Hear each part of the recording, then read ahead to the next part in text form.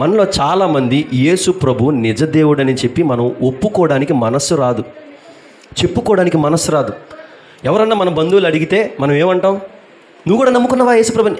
అలాగేం లేదు, వెళ్తానంతే అప్పుడప్పుడు, అలాగే వెళ్తానంతే అప్పుడప్పుడు. మరి అలా అప్పుడప్పుడు వెళ్తే యేసు ప్రభు నిన్నెప్పుడు తీసుకెళ్తాడు పరలోకానికి? అప్పుడప్పుడు వెళ్ళే వాళ్ళు పరలోకానికి వెళ్ళరు. అప్పుడప్పుడు భోజనం చేసావు అనుకోమ్మా, ఏమవుతుంది? అప్పుడప్పుడు భోజనం చేయొచ్చుగా, చేద్దామా?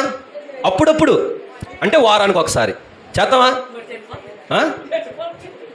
అప్పుడప్పుడు భోజనం చేస్తే ఏమైంది? మరి అప్పుడప్పుడు మందిరానికి వెళ్తున్నావు, అప్పుడప్పుడు భోజనం చేయొచ్చుగా. అప్పుడప్పుడు భోజనాలు చెయ్యం, ప్రతి పూట భోజనం చేయాలి. మధ్యలో సాయంత్రం స్నాక్స్ అని ఆకలిస్తే ఏ బజ్జీలో, వర్షాలు పడితే వేడి వేడి బజ్జీలో ఇంకేవో తినేయాలి. మనం కడుపుకు ఖాళీ ఉండకూడదు, ఇది మాత్రం వెళ్ళిపోవాలి. కానీ మందిరానికి మాత్రం అప్పుడప్పుడు ఎప్పుడో ఒకసారి మన ముఖాన్ని మనం దేవుడికి చూపిస్తూ ఉంటాం. యేసు ప్రభునట మనము చూడండి అక్కడ చెప్పిన మాట, యేసు ప్రభువని నీ నోటితో, అంటే మన నోటితో మనం ఏం చేయాలా? ఒప్పుకోవాలి. అప్పుడప్పుడు కాదు నేను వెళ్ళేది, ఎల్లప్పుడూ నేను వెళ్తాను అని ఒప్పుకోవాలి. స్తోత్రం చెప్పండి.